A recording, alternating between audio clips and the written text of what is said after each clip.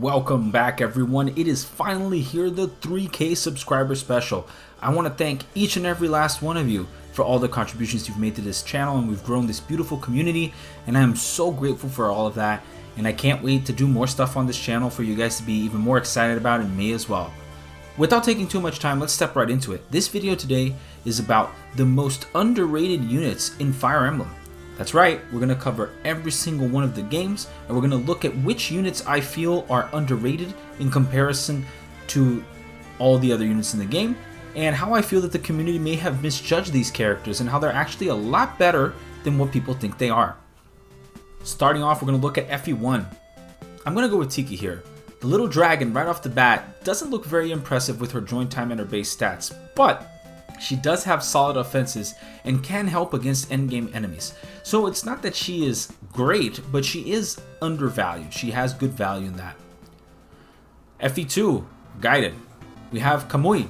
Everybody always sings praises about Saber. And Saber is very good, don't get me wrong. But Kamui is just a slightly worse Saber, with a little bit later of a join time, which honestly isn't that big of an issue. Kamui is actually pretty solid and can fill most of the niches that Saber can. So it really becomes a matter of like, who do you like to invest into, and Kamui is more than reasonable for you to invest into. In FE3, I'm going to put down Kain. So one thing people don't really know about Kain is that his bases and his value are basically almost as solid as Sirius, but he requires slightly more effort.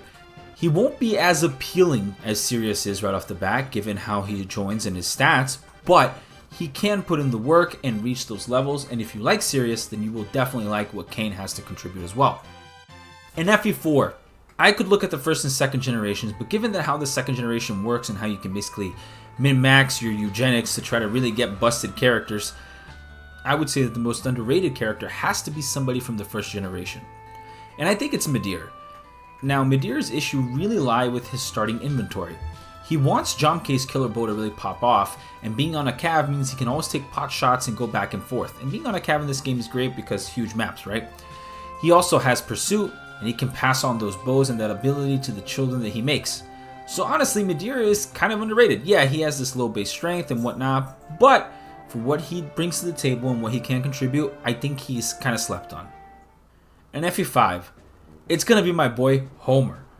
I don't understand how people don't think that Homer's on the same level as Asbo. And the only reason I think they don't think that is because Homer comes halfway through the game. Now here's the thing. If you look at Asbo is so good, and I will agree he's better than Homer, because he can contribute through the harder part of the game early on, being present. The thing is though, Homer will reach the caps probably faster than Asbo will. Homer is absolutely cracked. In his joining chapter, he can get a ton of levels. He doesn't take much to suddenly just burst up in terms of experience and just get mad value. His Sage promotion gains are great. He also can use Nosferatu, which means he can just be thrown into a horde of enemies with Nosferatu and just kill absolutely everything. The guy has good HP, good bulk, great combat. I would say his combat's even better than Aswell because he can actually sustain with Nosferatu. And while people usually rate him as a B or as a C or as a B+, I think he is an easy A or A+ tier character. He is just so useful and he can do so much work for so little. I think Homer is very slept on. In FE6, I gotta say it's Cecilia. Cecilia's problem is that her starting chapter is absolutely atrocious for her. Everything else about her is on par with the other healers you've had so far, with the only difference being that they're not on a mount, except for Clarine. Clarine is obviously statistically better in terms of what she can do in avoiding. When it comes to raw magical power, Cecilia actually pretty much matches every other character, even if you've trained them up to level 20 as a healer, which is insane. You're not going to do that. And she also comes with air caliber at base, so she can even do good chip damage to the most threatening type of enemy in the game. For FE7, I thought about Vita, but to be frank, her contributions are too little for the extent of the game to be taking this spot. So by default, I think that the only user of Nosferatu that has access to black magic and also has good physical bulk is probably the unit that should take the spot as the most underrated in the game. Kanasa's problem is that he is on a coin flip of being good or bad depending on how he level speeds and some of his other stats. But having the ability to just use Luna is fantastic. There's never a scenario in which Luna in FE7 isn't good. Not only that, his decent bulk does allow you to do some NOS tanking later on in the game for some specific chapters, in which his high res and pretty solid defensive bulk can actually allow you to just soak enemy hits. The reality is he has versatility. The thing is, his E-stabs are meh, but it's not bad to have. It's a good thing to have. It's really the prevalence of garbage tier magical enemies that can do next to no damage to him and allow him to shine more in those specific maps, which really elevate him to a better unit than I think the majority of people give him credit for. FE8. I gotta be completely honest here. I used to think that this character was a meme unit. I'm still inclined to believe it, but the truth is, I can't deny the fact that the ludicrous luck and other stats that come from Mage Knight loot can absolutely bully the game into submission. She's capable of demolishing the entire game by herself with relative ease, to the point of it being trivial just by virtue of her high dodgy value and the poor enemy quality of FE8. Being on a Mage Knight, meaning you have all that movement as well with access to staves, is really good. Loot can actually demolish FE8 in a degree that is incredible. I didn't respect it at all, and nowadays I have much more respect for this character. I think Loot is way better than I used to give her credit, to the point that I think she's an easy A tier in my opinion for terms of magical combat and what she can accomplish. She just has a lot of things going for her with 1 to 2 range carry, along with great luck and great avoidance stats. So FE9, Makalov. Now don't let this guy fool you. The last of the paladins should join the squad, but by far the one with the highest ceiling. The thing is, Makalov is kind of just there for the entirety of the game, since there are better options earlier, but by no means is he not serviceable. He'll on average reach the highest caps, but he has the hardest start. Being a paladin in FE9 is pretty much king, and since Makalov starts and is able to access axes later on, he can pretty much demolish one of the hardest parts of the games, which is the end game of FE9 in my opinion.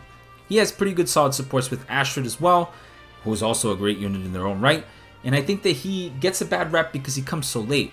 But to be honest, his training arc isn't that difficult, and the rewards that you reap towards the end of the game are much more valuable than that.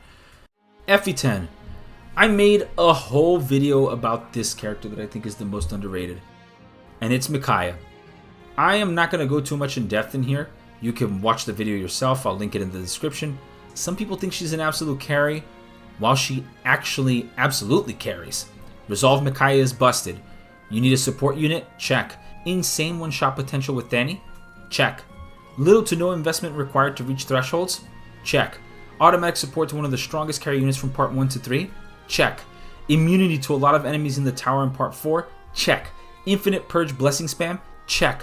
What is there not to like about a unit that can contribute at every single point of the game that they're in, even if they have low bulk? The reality is people don't like Micaiah because she's not Ike, and Ike exists in that game and is very, very powerful.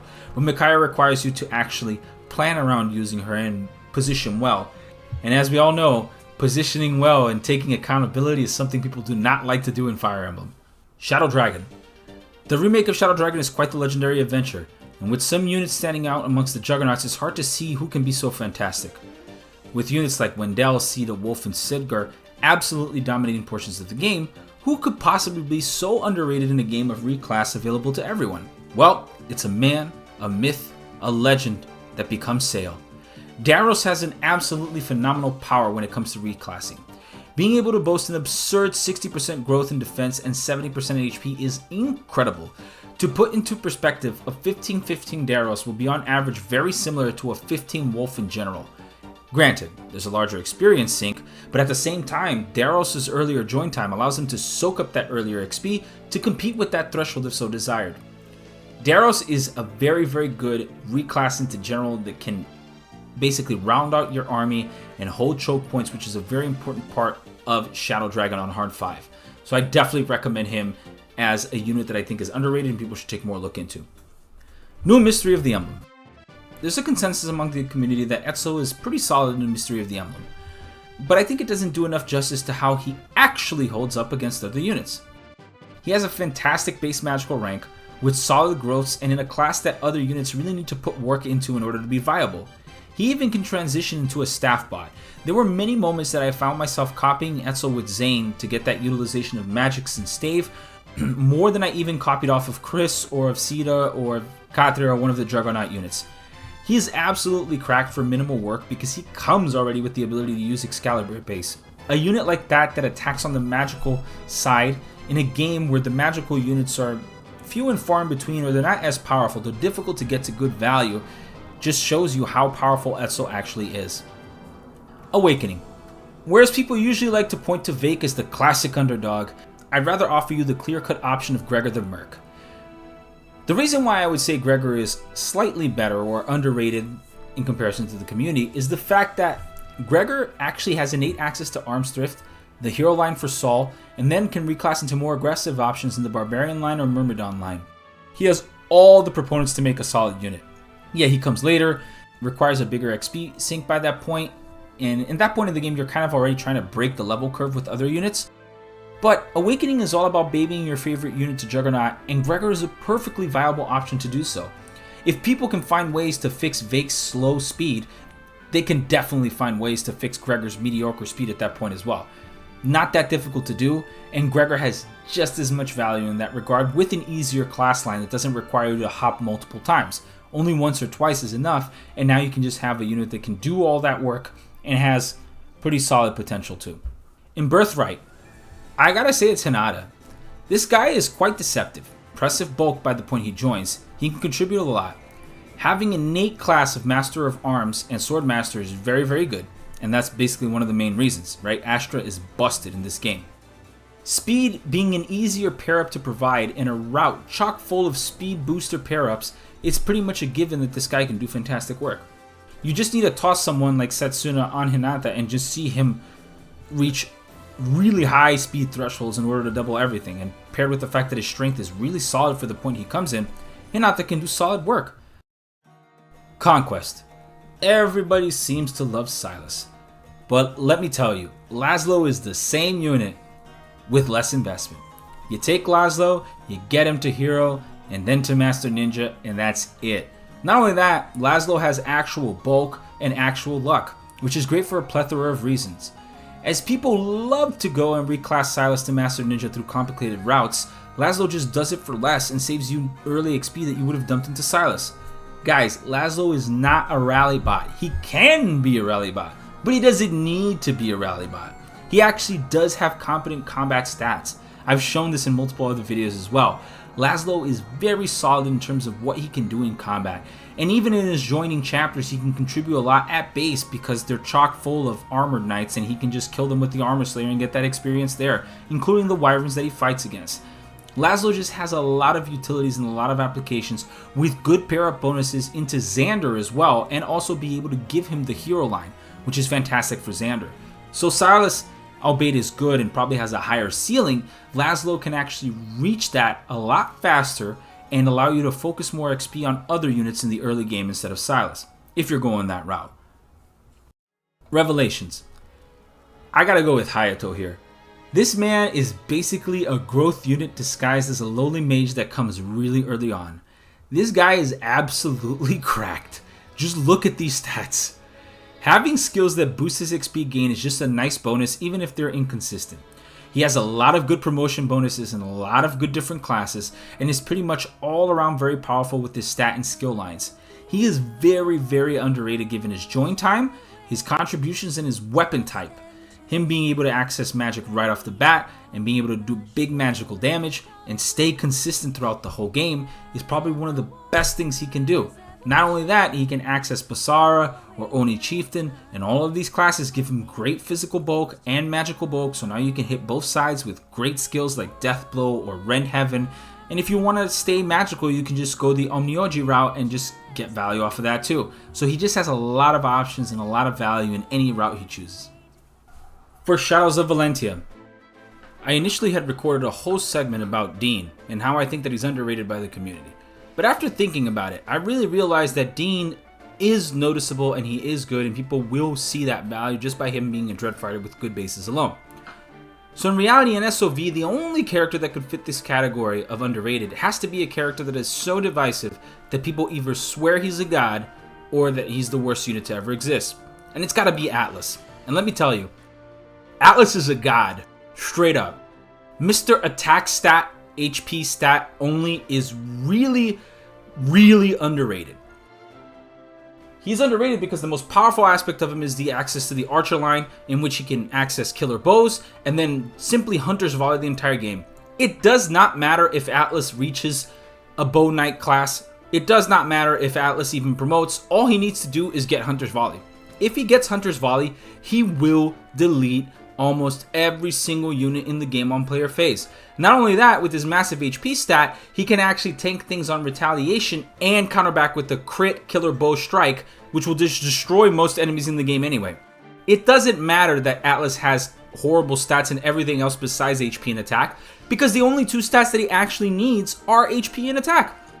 And even if you don't like that, you can promote him into the mercenary line, and here you go, another busted Dreadfighter with incredible attack and HP, and also other stats that are brought up to par because of the Dreadfighter bases. So Atlas is indeed one of the best units in Shadows of Valentia, even in efficient play like my Blitzkrieg, in which I defeated Thebes Labyrinth in less than 500 turns.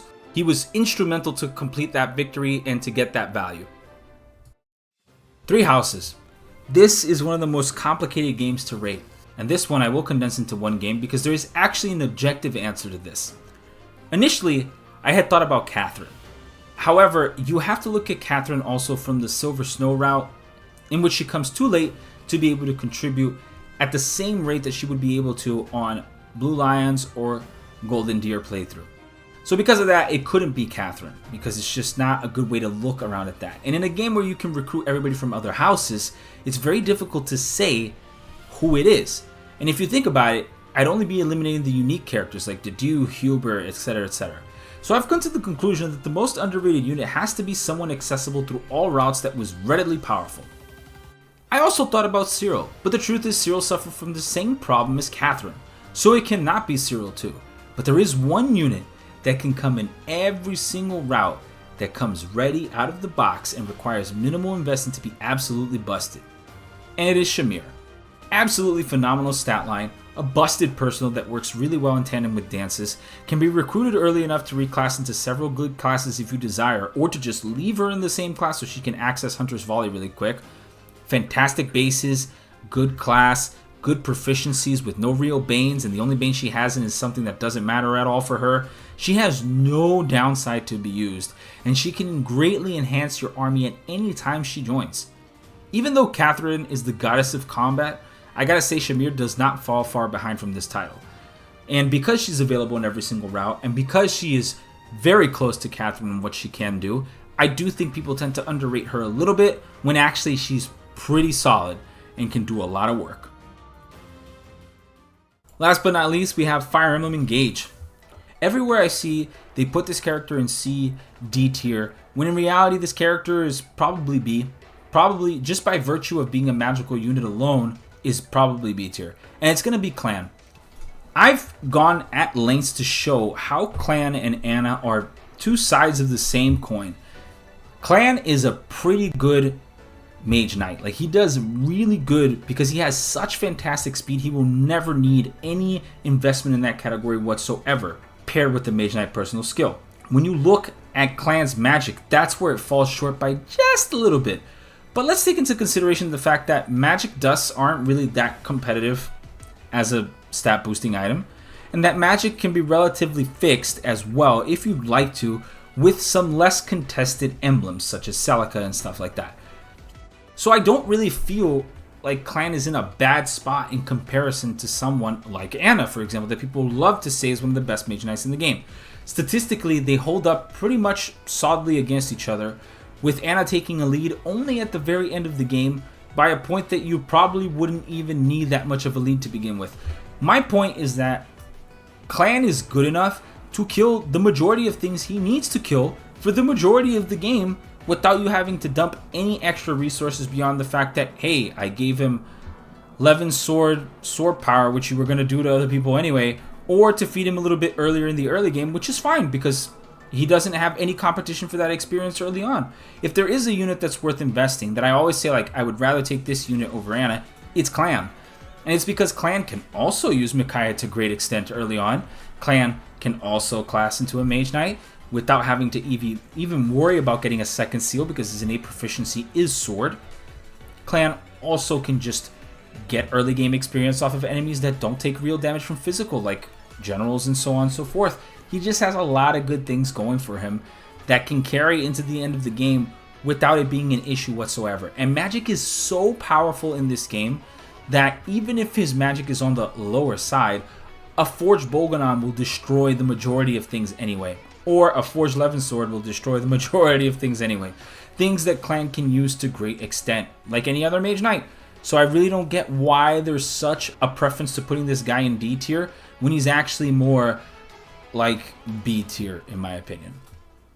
Anyways, that was my list. I hope you guys really liked this video about the most underrated units in Fire Emblem. I hope you guys enjoyed it. Please let me know down below in the comment section what you agree with, what you don't agree with. If you think there's another unit that's more underrated than the one I said, or if you think the one that I said is actually rated correctly, well, please let me know down in the comments below. I'd love to see that. I hope you guys continue to like and subscribe and participate in the conversations. Thank you so much for reaching this milestone of 3,000 subscribers, and you guys have a wonderful day. Bye-bye.